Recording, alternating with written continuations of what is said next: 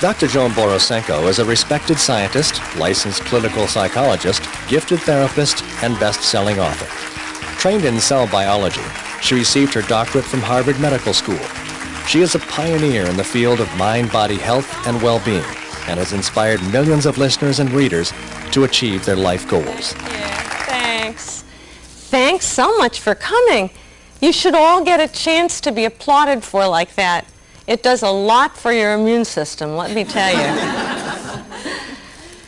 We've come here today to talk about our crazed, busy life, where so many of us feel completely imprisoned by the to-do list. And you're nodding, so I know that's true.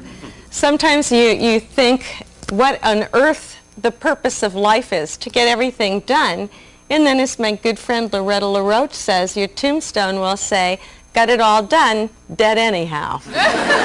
So we have to figure out how we can get the to-do list done and live to tell about it. How we can live with a sense of joy and a sense of peace and a sense of community and a sense of creativity, so that when we get up in the morning we can say, I'm so glad to be alive. I can't wait for what's happening next. Now I've got good news for you. The peace and the joy you seek is not something outside of yourself. It's not something that you have to look for here and look for there and say, gee, I'll be peaceful when I get the report done. Or I'll be really peaceful if I lose the 10 pounds off my thighs. It's something that exists inside of us every moment. And all we have to do is part the clouds of busyness and care and concern that cover that joy and creativity and peace that really are the essence of what it is to be human. Now these days, it's really common for people to say, yes, I'm on the search, I'm on the journey for inner peace, and to really do their best to get there. The trouble is this: we think, okay, what could I do to get inner peace? Maybe I could learn to meditate. And if that's good, maybe I could take a yoga class. And if that's good, maybe I could learn some of these Tai Chi exercises. That would be good. Maybe I could get up at 3 in the morning and then I could finish all these inner peace exercises by noon. This would be great. And then you know what happens? We don't do anything. You give it all up. I can tell you what my motto is right now. Do what you can, not what you won't. It's small steps. If you can learn to breathe, which we'll do together. If you do a meditation that lasts for 2 minutes. If you can adopt an optimistic attitude that you take with you all the time. That's it. It shouldn't take any extra time to have peace of mind in our busy world. It really is a matter of figuring out what is going on in your mind and learning to manage your mind, to take control of that, to come into the moment, and you don't have to be a hermit or a yogi to do it. Now, the ordinary busy life, we all know what it's like. I got up a couple of weeks ago, I made the coffee, I poured my first cup, I rushed to get my email, I fought with the computer. There's almost nothing worse than a computer that turns against you, is there? There's just something, unbelievable. And so I rushed back to get my second cup of coffee. The coffee pot is gone. I can't believe it. I'm thinking, who was so desperate that they came in here and stole my coffee pot? How could that have happened? And then I start to ask my secretary, have you seen the coffee pot? This is when you know you've lost it. You've gone over the edge. Finally, she comes into the kitchen to help. She opens the cabinets, and I have actually put it back in the cabinet with the mugs. This is a cue. This is when you say, I'd better take some time out. to retrench here and make another plan. I better do a little bit of deep breathing. I better step back. I better find my peaceful center before there's a wake of trouble that follows me. And that's what happens often, isn't it true? We get so busy that we misplace the coffee pot, or we have no time to listen to our loved ones. I think that's the very worst. Some of you here have probably heard the term compassion fatigue. It often happens to people who are in service kinds of jobs. And they're there because they care about people. They love people. They want them to be healthy, to be happy, just like we do with our families. But we get so busy that we end up thinking, I don't have time to listen to you. And suddenly the very people that we love the most and want to serve the most end up being pains in the butt. That's the really, really difficult thing. And once again, I had an awareness that this happens in my life too. My husband, Kurt, who's sitting over there, the one who looks like Albert Einstein. Kurt and I went to an antique store. I wanted a little stand because I have this beautiful statue of Kuan Yin, who's the Chinese bodhisattva of compassion. So you look at her and you're supposed to think, I could be peaceful. My nature is kindness. And in the store there was a really pretty stand, and it was made of lemon wood, which, being a thin tree, is irregular. And every one of the legs was actually a different color. It had an interesting history. And the man was telling us about the history and telling us about the history. And my inner dialogue is going something like, God, I wish he'd shut up. I just want to get out of here. I have to go back to the house. I have things to do. I have books to sort. I have reports to write. I have things to do. And then he says, the person who brought this stand in for sale, I know it has a wonderful story behind it. I'll have her give you a call. And I'm thinking, no, 1,000 times no. And at the same time, a piece of me is saying, isn't this what I really long for? Isn't this what I'm missing? The sense of community? The sense of somebody will call you up and tell you the story of an antique? And once again I thought, I've got to do something to help myself and help other people, because the world is so busy that what we long for, to fill our hearts, to fill the sense of emptiness we have when we get so lonesome because we're so busy, well, what can you do? We have to make time for it. Now, I have good news about taking the time to relax. When I used to run the mind-body clinic, some of you actually know where that clinic was. It was at actually 2 different Harvard teaching hospitals. People would come in and they would say, learn to relax? If I learn to relax, I'll never get the to-do list done. I will lose my edge and I will turn into a slob, a sloth. And nothing could be further from the truth. Turns out that learning to relax can make you more efficient. And I'm going to demonstrate how stress affects productivity. Because you've all had the experience where a deadline is looming, and suddenly you're removed from slothhood and you can produce incredible amounts. I've had that so many times writing a report, and I always think, thank God for deadlines, because they make me do miracles. Suddenly they take dissipated energy and it makes you coherent and focused. So you got to pretend that I'm a piece of graph paper. Can you do that? Yeah. And here is the x-axis, and here is the y-axis. A bell-shaped curve shows you, as you start to get more and more stressed, you start to get more and more productive till you're at the top of the curve. But when panic sets in, you slide right off the other end. And those are the days at the office when you walk around with a pile of papers in your hand looking dazed. And you say to everybody, Have you seen my work? Have you seen my work? And of course, that's what happens when we get too busy. We lose our efficiency. And yet, that's how we're expected in our society to be able to work, to keep up that pace all the time. Now, the amazing thing is, many of us are working somewhere near the top of the curve, but we are over the edge.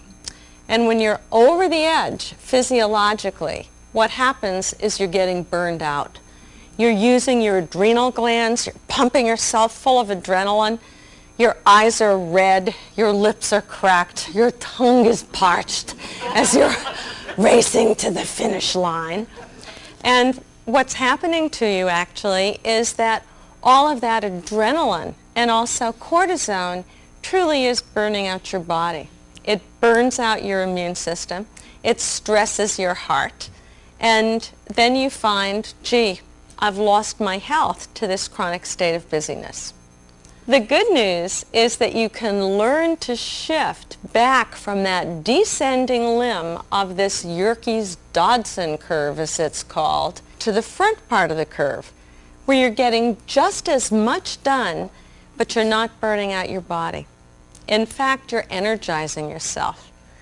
As you all know what that feeling is when you feel like, I'm in the zone, I'm centered, I'm on target, all systems are go, but you feel thrilled by life, inspired by life, almost as if inspiration were coming from some larger source. And that's when you look at whatever you've created and you go, wow, where did that come from? Did I actually do that? That happens to me sometimes when I write. I can't believe it, that these ideas came out of me. So I figure they really didn't. They really came through me. But the reason they were able to come through me is I got out of that stress zone where you really are, you might create, boy, but it's taken every last mitochondria in your cell to accomplish this. And I've shifted myself to that place that, oh, some people call their center. And that's the state of inner peace. That's the state we're looking for.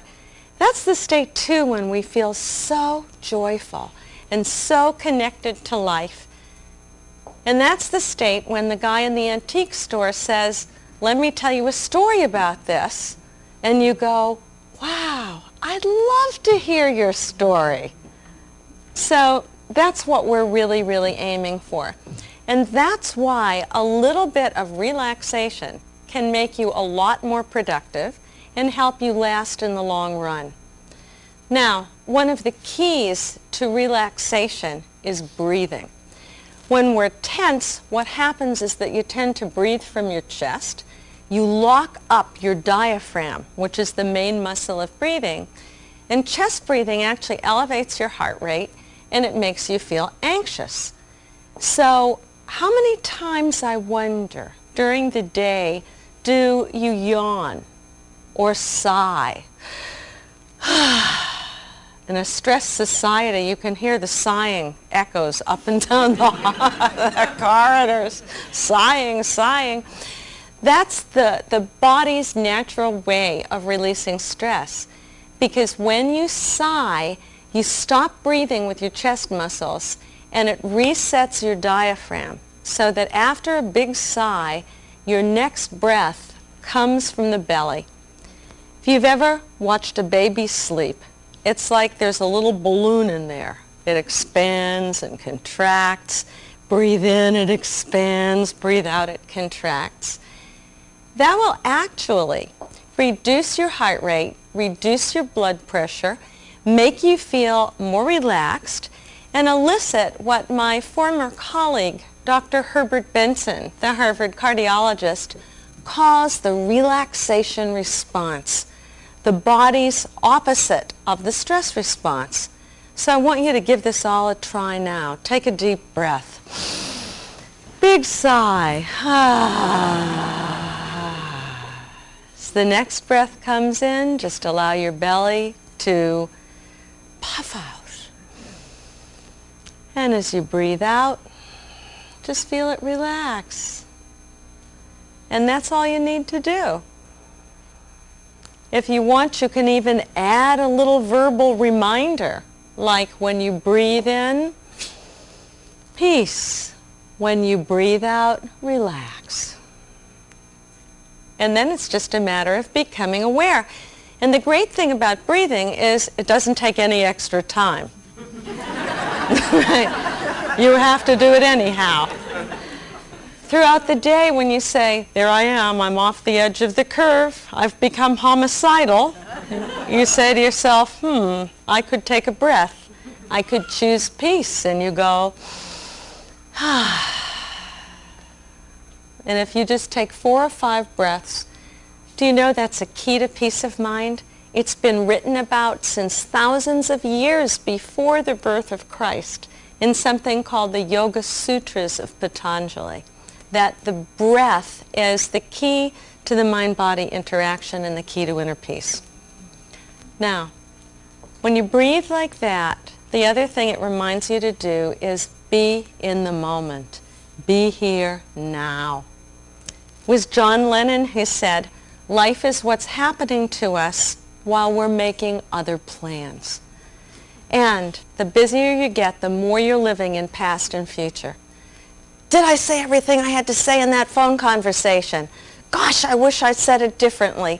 Did I get it done? Oh, my to-do list is huge. What am I going to do? Will I finish all these things by tomorrow? And we end up living in a perpetual state of somewhere where we're beside ourselves, literally. We're out of our own lives. I was reading a magazine article about saving time a couple of years ago, and it had this idea.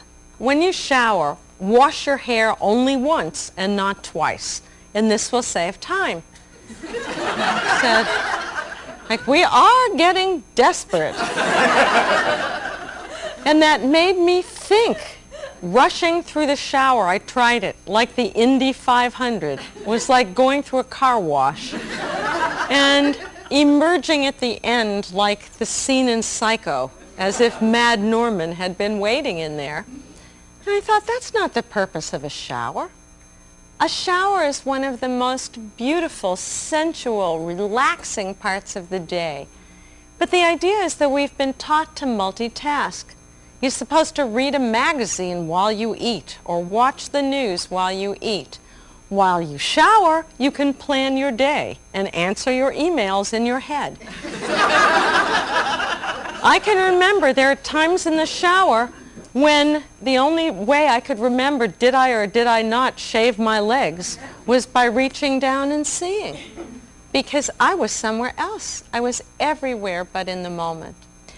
These days, the term for coming back into your own self and into your own life is an ancient term called mindfulness.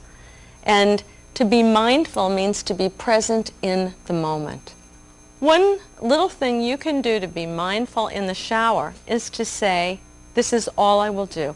I will not plan my day. I will be present and enjoy this. And you can just say to yourself, let me savor the sensations of the warm water, of the suds. Your mind is going to wander, because it always will. But when it does, you just bring it back.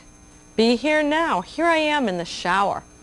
And sometimes I even imagine that the water coming down is like a waterfall of light and of energy that revives me, that washes through me, that takes away the fatigue and makes me new, to greet the day with the absolute best that I have. And it's not just in showering, it's really in any activity. You could eat while you eat. Make love while you make love. Do what you're doing one thing at a time. And that way, you will enjoy your life. So let me tell you just a little story of mindfulness.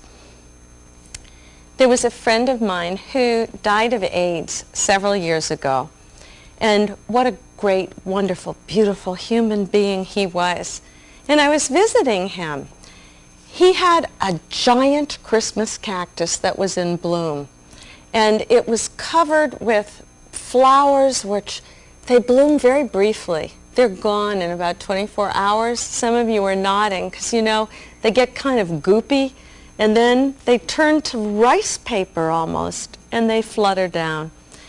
Well, I, Miss Recovering Perfectionist, who hates to see dirt in any form, see it and I'm thinking, my God, poor Jay is going to have to pick up this big mess off the floor.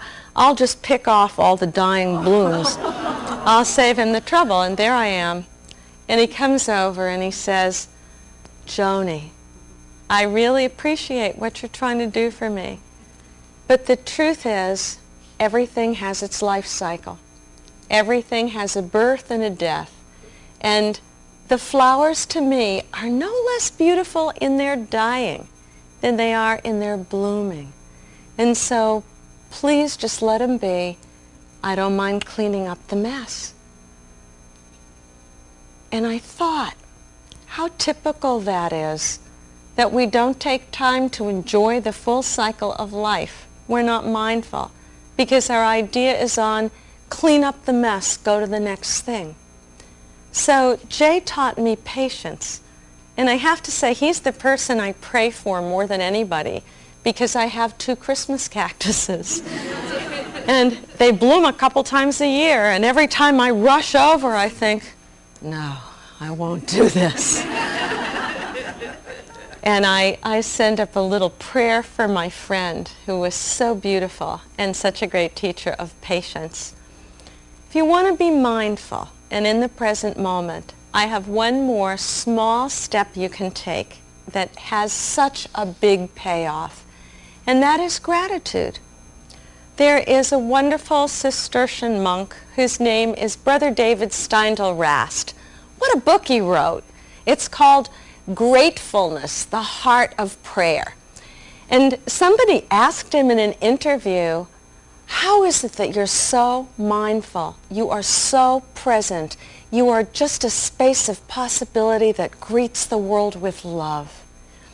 And they said to him, is it because of prolonged meditation? And he said, it's really because of gratitude. Every night before I go to bed, I thank God for one thing that I've never been grateful for before. So I thought, good kind of idea, I'll try it. For a month, this is really easy. Then you start running out of stuff.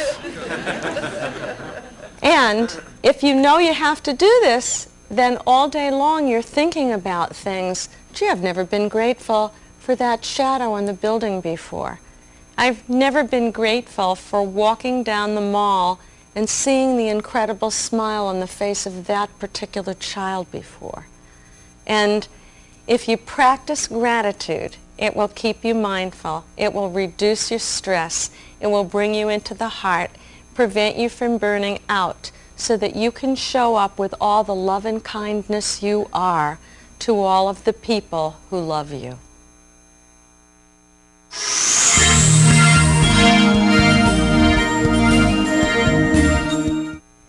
Each one of us knows how we would ideally like to be. The trouble is that there's a little diabolical voice that lives in the machine. And that little diabolical voice has been called the dirty tricks department of the mind. We think, gee, I would like to be peaceful, but then 40 or 50 causes for worry immediately come up and we take the bait and we start to worry. Do you know, I read an incredible statistic. I couldn't believe it. 75% of the average person's thinking is negative. Isn't that amazing? But truly, most of us aren't really very good at watching our internal dialogue. Unless you're Woody Allen, then you make whole movies based on your internal dialogue. But we edit it. Sometimes a friend will really tell you, if they're a good friend, hey, you're stuck in being negative. And you know, you didn't even notice it yourself. One of the keys to inner peace is becoming aware of your inner dialogue, because that awareness gives you a choice to think differently and to overcome the dirty tricks department of the mind. I find that just labeling what goes on in the dirty tricks department is really a big help. And there's a psychologist whose name is Albert Ellis, and he coined some fabulous ideas for what goes on in your head. He calls the kind of worrying that I do a lot awfulizing. And that is, of course, when, you know, a job doesn't come in, maybe that I was expecting, something like this, and instantly I see my children on the mall with begging bowls, you know?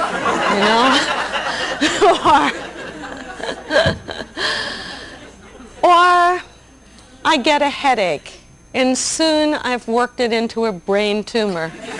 I'm feeling weakness and tremors in my extremities. That's awfulizing.